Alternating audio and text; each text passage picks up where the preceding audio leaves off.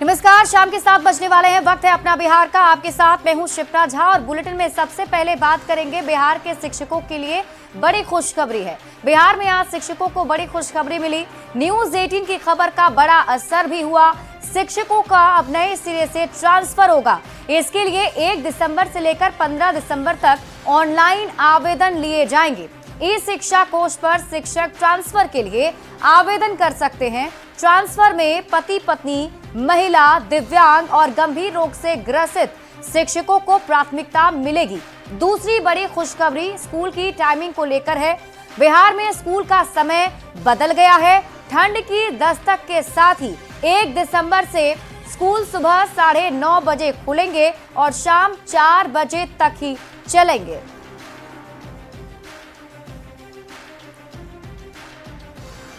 तो बिहार के शिक्षकों के लिए एक बड़ी खुशखबरी। न्यूज 18 की खबर का बड़ा असर हुआ, जिसके तहत ट्रांसफर पोस्टिंग की नीति पर नीतीश सरकार ने बड़ा फैसला लेते हुए अब नए सिरे से आवेदन करने का आदेश जारी कर दिया है।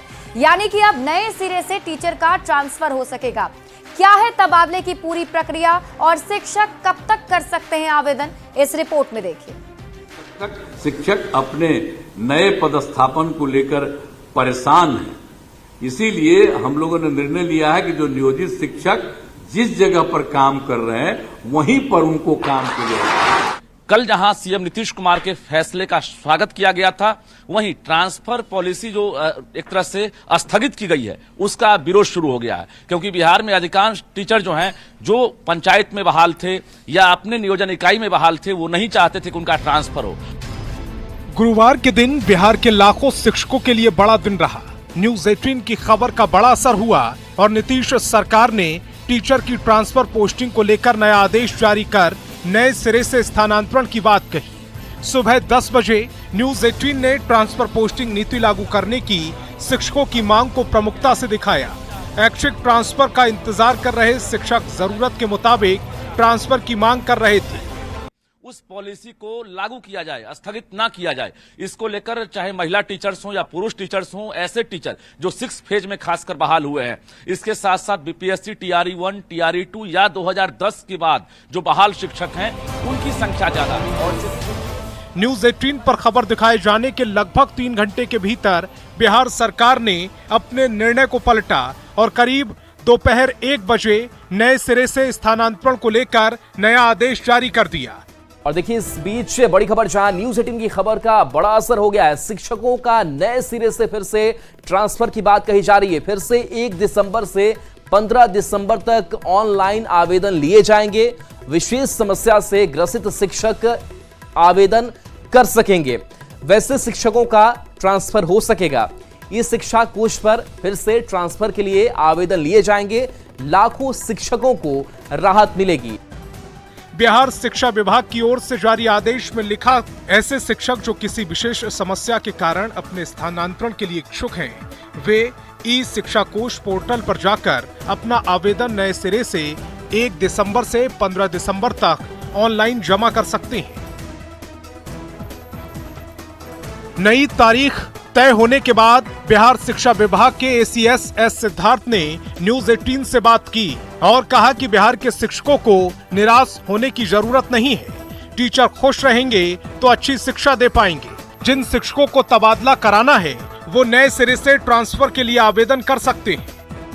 अगर आप तनाव में रहेंगे क्या पढ़ाएंगे, बच्चों को क्या पढ़ाएंगे जी? आप तनाव मुक्त रहिए, अपना पढ़ाइए। इसलिए ये सबको हम लोग टेकअप करेंगे। इसलिए हम लोगों ने वेबसाइट 1 तारीख से खोला है। 15 तक मेरा अनुरोध है सब लोग। इसमें एक बहुत महत्वपूर्ण सवाल है। सवाल ये है कि जो पुरुष टीचर हैं, 10 अनुमंडल वाला जो था, क्या उससे अब वो जो बैरियर है वो हम लोगों ने केवल अब तो हम लोग ने ये बैरियर वाला तो समाप्त कर दिया है। हम केवल अभी अभिआवेदन मांगे हैं। अच्छा, अभी हम लोगों ने रिप्रेजेंटेशन मांगा है कि आप अपना रिप्रेजेंटेशन दीजिए, फिर इसको समेकित करेंगे। ऑप्शन की बात, हाँ, ऑप्शन सब खुला हुआ है। 10 ऑप्शन जैसे पूर्व था वैसे सब। हाँ, बुधवार को बिहार के मुख्यमंत्री नीतीश कुमार ने शिक्षकों को नियुक्ति पत्र बांटने के दौरान कहा था कि शिक्षकों का ट्रांसफर नहीं होने वाला है। इसके बाद बड़ी संख्या में शिक्षकों ने सरकार से गुहार लगाई और उनकी बात मान ली गई। फिलहाल तो टीचर को राहत मिली है। विभाग का दावा है कि तबादले के रूप में शिक्षकों को नए साल का तोहफा भी मिलेगा। पटना संवाददाता रजनीश के साथ ब्यूरो रिपोर्ट न्यूज 18। और एक और बड़ी खबर आपको बताएं, सरकारी स्कूलों का टाइम टेबल भी अब बदल दिया गया है। चूंकि ठंड की शुरुआत हो चुकी है तो ठंड के दस्तक के साथ ही अब 1 दिसंबर से स्कूल सुबह 9:30 बजे से खुलेंगे। देखिए, बिहार में स्कूल का समय जो है बदल दिया गया है। ठंड की शुरुआत हो चुकी है और उसे देखते हुए ये बड़ा फैसला सरकार की तरफ से लिया गया है ताकि बच्चों को दिक्कत ना हो, शिक्षकों को पढ़ाने में दिक्कत ना हो। तो 1 दिसंबर से स्कूल की जो टाइमिंग है वो सुबह 9:30 बजे से खुलने का समय अब रखा गया है, जो शाम 4 बजे तक स्कूल चलेंगे। यानी कि 9:30 से लेकर 4 बजे तक स्कूल जो है वो चलने वाले हैं। और इसके साथ ही खेलकूद और संगीत के लिए 1 घंटे का क्लास भी होगा, यानी कि बच्चों को एक्स्ट्रा एक्टिविटीज भी जो है वो कराई जाएगी। परीक्षा होने पर स्थगित नहीं होगी दूसरी कक्षा, यानी कि अगर परीक्षा है तो दूसरी कक्षा को स्थगित नहीं करना है बल्कि उसे भी चालू ही रखना है। और कक्षा 1 से लेकर 8 तक के लिए बैगलेस शनिवार होगा, मतलब कि सैटरडे के दिन जो स्कूल जाने वाले हैं बच्चे 1 से लेकर 8 तक के बच्चे वो बैग के बिना जाएंगे। संस्कृत और उर्दू स्कूल में भी समय बदल दिया गया है, यानी कि अब जो नया समय है, यानी कि जो नए नियम है उसके मुताबिक 9:30 से 4 बजे तक स्कूल चलने वाला है। बढ़ते ही आगे और बात अगली खबर ही करेंगे। सीएम नीतीश कुमार एक बार फिर से यात्रा पर निकलने वाले हैं। चुनाव से पहले दिसंबर के पहले हफ्ते में नीतीश कुमार महिला संवाद यात्रा पर निकलेंगे और इस यात्रा के दौरान नीतीश कुमार महिलाओं से खास बात करेंगे। महिलाओं की समस्याओं को मुख्यमंत्री जानेंगे और चुनाव से पहले नीतीश कुमार की इस यात्रा पर सियासत सुलग गई है। सीएम नीतीश कुमार एक बार फिर यात्रा पर निकलने वाले हैं। बिहार विधानसभा चुनाव से पहले दिसंबर के पहले हफ्ते में सीएम नीतीश कुमार संवाद यात्रा पर निकलेंगे। इस बार नीतीश की यात्रा खास है क्योंकि इस बार वो महिलाओं से खास बात करेंगे। सीएम नीतीश इस यात्रा में महिलाओं का हाल जानेंगे, उनकी समस्याओं से रूबरू होंगे। वहीं सीएम नीतीश की इस यात्रा पर बिहार की सियासत सुलग गई है। कांग्रेस और आरजेडी ने यात्रा को राजनीतिक स्टंट और वोट यात्रा बताया है, तो बीजेपी और जेडीयू ने कहा नीतीश ने महिलाओं के लिए जो काम किया है वो मिसाल है। माननीय मुख्यमंत्री नीतीश कुमार जी फिर निकल पड़े ठग महिला यात्रा पे। महिला इनके लिए कुछ भी नहीं, मात्र सॉफ्ट वोट बैंक है। तो ये ठगने की बात नहीं करें। जब तक आप महिला को प्रमुख पदों पे नहीं देंगे, महिला सशक्त नहीं होंगी और महिला के हक के बोलने के लिए कोई नहीं रहेगा। इसलिए मुख्यमंत्री जी ये ठग यात्रा बंद कीजिए। चुनावी वर्ष है, इसलिए इसमें कोई महिला को आगे बढ़ाने का, महिला को सुरक्षा देने का, महिला की प्रगति का कोई नियत नहीं है। सिर्फ चुनाव में किस तरह से आकर्षित किया जाए उसी की रणनीति के तहत ये यात्रा है। नीतीश कुमार जी का ये निर्णय महिला संवाद कार्यक्रम का, निश्चित रूप से हम महिलाएं बहुत इसका स्वागत करते हैं और उनके प्रति आभार प्रकट करते हैं। माननीय मुख्यमंत्री नीतीश कुमार जी ने करीब 19 वर्षों से महिला सशक्तिकरण की दिशा में राष्ट्रीय पटल पे एक बहुत बड़ा उदाहरण प्रस्तुत किया है। तो निश्चित रूप से हमारे माननीय मुख्यमंत्री नीतीश कुमार जी ने बिहार की बेटियों को, बिहार की उनकी महिलाओं को तमाम बिंदुओं पर जो सशक्त उन्होंने किया है, इस यात्रा के माध्यम से, इस संवाद के माध्यम से वो रिव्यू करेंगे। नीतीश कुमार जी पूरे देश के सामने बिहार मॉडल जीविका का आया तो भारत सरकार ने उसको आजीविका करके एक कार्यक्रम चलाया। तो नीतीश कुमार जी की बहुत बड़ी देन है महिलाओं को आगे बढ़ाने में। अगले साल होने वाले बिहार विधानसभा चुनाव से पहले नीतीश कुमार की संवाद यात्रा बेहद अहम होगी। शराबबंदी के बाद महिलाएं नीतीश कुमार का बड़ा वोट बैंक है। जीविका दीदियों और आंगनबाड़ी सेविकाओं के बीच नीतीश कुमार लोकप्रिय हैं। नीतीश कुमार इस बार महिलाओं का मन टटोलने के लिए बिहार की यात्रा पर निकल रहे हैं। नीतीश कुमार की ये 15वीं यात्रा होगी। ऐसे में बड़ा सवाल है कि नीतीश की इस यात्रा से सियासी बवाल क्यों है। न्यूज 18 के लिए पटना से संजय कुमार की रिपोर्ट। और इस बीच रुक कर लेते हैं इस वक्त की बड़ी खबर की ओर। दिल्ली में कल बीजेपी की बड़ी बैठक होने वाली है। केंद्रीय मंत्री गिरिराज सिंह के आवास पर यह बैठक होगी। बिहार बीजेपी के प्रमुख नेता इस बैठक में मौजूद रहेंगे। डिप्टी सीएम सम्राट चौधरी, विजय सिन्हा बैठक में शामिल होंगे। विनोद तावड़े और दिलीप जायसवाल भी इस बैठक में मौजूद होंगे। संजय जायसवाल सहित कोर ग्रुप के प्रमुख नेता इस बैठक में शामिल होने वाले हैं। तो बड़ी खबर हम आपको दिल्ली से बता रहे हैं। न्यूज 18 संवाददाता अमितेश सिंह अधिक जानकारी के साथ जुड़े हुए हैं। अमितेश, इस बैठक को किस तरीके से देखा जाए, क्या एजेंडा बताया जा रहा है इस बैठक का? देखिए, मौजूदा राजनीतिक हालात को लेकर के बैठक होगी और समय समय पर इस तरह की बैठक होती है। जो बिहार बीजेपी कोर ग्रुप है उसमें भी एक शॉर्टर कोर ग्रुप है जिसमें प्रमुख नेता होते हैं कोर ग्रुप के, वो नेता इसमें शामिल होते हैं। और कल जो बैठक होनी है केंद्रीय मंत्री गिरिराज सिंह के आवास पर दिल्ली में होगी, जिसमें बिहार बीजेपी प्रभारी विनोद तावड़े रहेंगे, प्रदेश अध्यक्ष दिलीप जायसवाल भी दिल्ली पहुंच रहे हैं, दोनों डिप्टी सीएम दिल्ली पहुंच रहे हैं। तो निश्चित रूप से इस बैठक में आगे का एजेंडा, आगे किस तरह से आगे बढ़ना है बिहार में, उन तमाम इशूज पर चर्चा होती है। और पॉलिटिकल इशूज को लेकर एक खास तौर से डिस्कशन होता है। जो 4 सीटों पर विधानसभा के उपचुनाव खत्म हुए हैं उसका परिणाम भी 23 को आना है और उसके एक दिन पहले 22 नवंबर को ये बैठक बुलाई जा रही है। तो पहले से एक और बैठक तय है जो कि बीजेपी के केंद्रीय कार्यालय विस्तार में ये बैठक होगी, जिसमें जेपी नड्डा की अगुवाई में बीजेपी के सभी राज्यों के अध्यक्ष होंगे, प्रभारी होंगे। उसमें जो मेंबरशिप ड्राइव चल रही है और संगठनात्मक जो चुनाव बीजेपी में होना है उसको लेकर के एक अलग से वर्कशॉप है, उसमें भी शामिल होने के लिए तमाम नेता आ रहे हैं। जो दोपहर 12 बजे से बैठक होगी, उसके पहले सुबह 9 बजे ये बैठक बुलाई गई है गिरिराज सिंह के आवास पर, जिसमें बिहार बीजेपी के कोर ग्रुप के प्रमुख नेता इसमें शामिल होंगे। और निश्चित रूप से इस बैठक में आगे की रणनीति तय होगी। बिहार में अगले साल अब विधानसभा का चुनाव भी होना है, तो उसको ध्यान में रखते हुए अभी से ही बीजेपी अपनी स्ट्रेटजी को अंतिम रूप देने की कोशिश कर रही है कि किस तरह से आगे अगले 1 साल चलना है, किस तरह से कोऑर्डिनेशन करना है। इन तमाम मुद्दों पर एक बैठक होगी। जी ठीक है, शुक्रिया अमितेश इस अपडेट के लिए। और दिल्ली से ही आपको एक और बड़ी खबर बता दें, संगठन चुनाव को लेकर बीजेपी की एक और बैठक होगी। आपको बता दें कि कल दिल्ली में बीजेपी की एक और बड़ी बैठक होने वाली है, जो बीजेपी अध्यक्ष जेपी नड्डा की अध्यक्षता में बैठक बुलाई गई है। दोपहर 12 बजे से बीजेपी मुख्यालय में ये बैठक बुलाई गई है, जिसमें विस्तार से चर्चा होगी। और आपको बता दें कि इस बैठक में मंडल से लेकर प्रदेश अध्यक्ष तक के चुनाव की तारीखें जो है वो तय की जाएंगी। संगठन चुनाव को लेकर वर्कशॉप का भी आयोजन होगा। बैठक में देश भर के सभी राष्ट्रीय पदाधिकारी, सभी प्रदेशों के अध्यक्ष, संगठन मंत्री सभी इस बैठक में मौजूद रहेंगे। सभी राज्यों के प्रभारी, सह प्रभारी, मोर्चों के राष्ट्रीय अध्यक्ष और चुनाव अधिकारी भी बैठक में शामिल होने वाले हैं।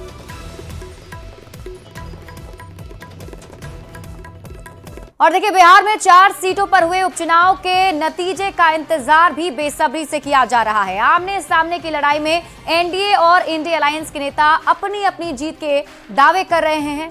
हालांकि पहली बार चुनाव लड़ रही पीके की नई पार्टी भी त्रिकोणात्मक लड़ाई में जीत का परचम लहराने की बात कह रही है। किसका गढ़ रहेगा बरकरार और कौन कर रहा सेंधमारी का दावा, ये रिपोर्ट देखिए।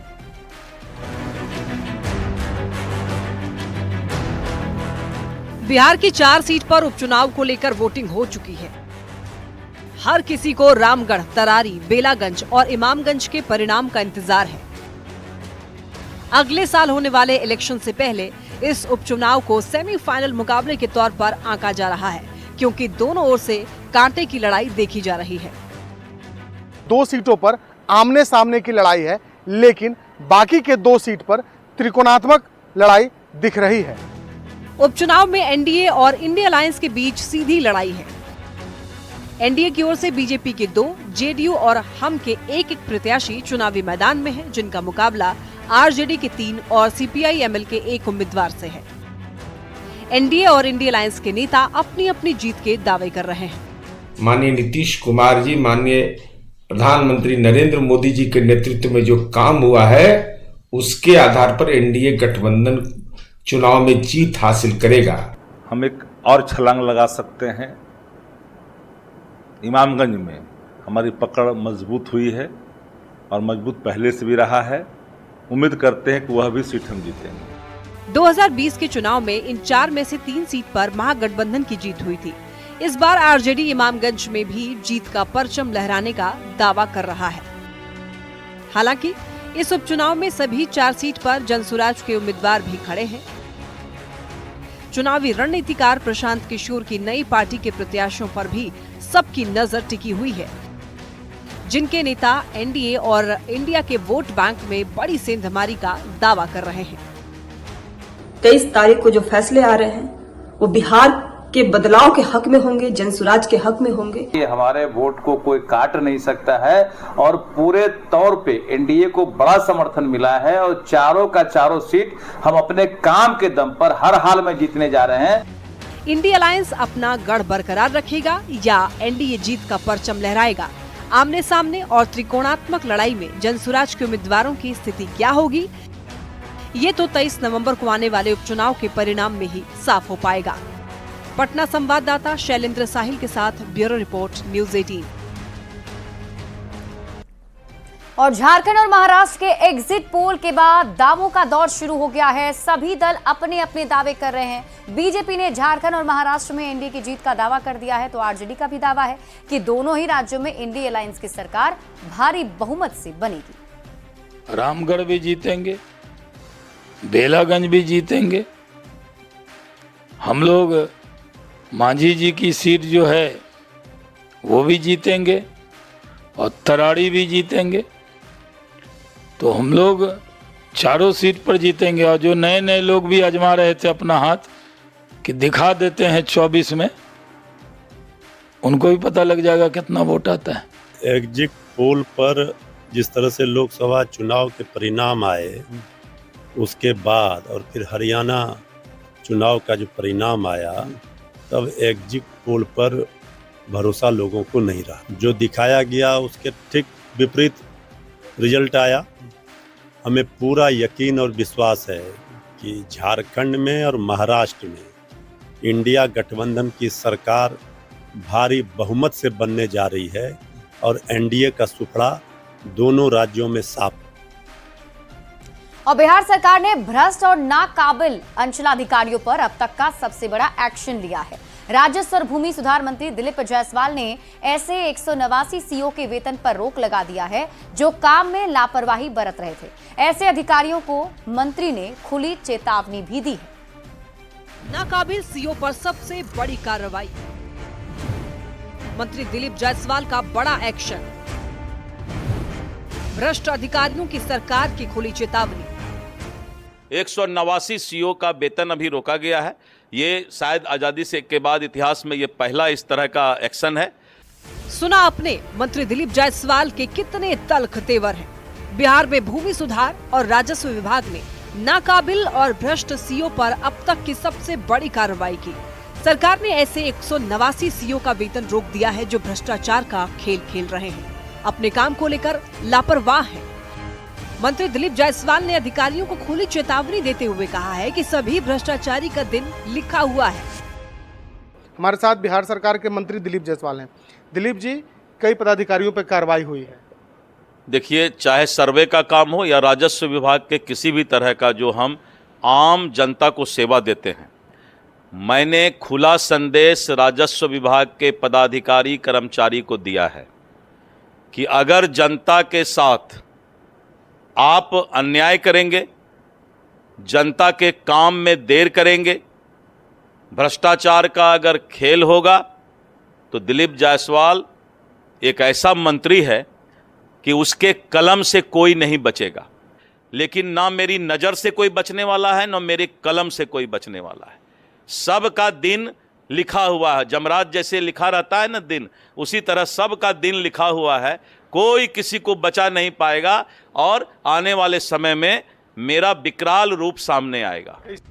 सरकार ने न केवल 189 सीओ का वेतन रोक दिया है, बल्कि 12 से ज्यादा सीओ को सस्पेंड भी कर दिया है।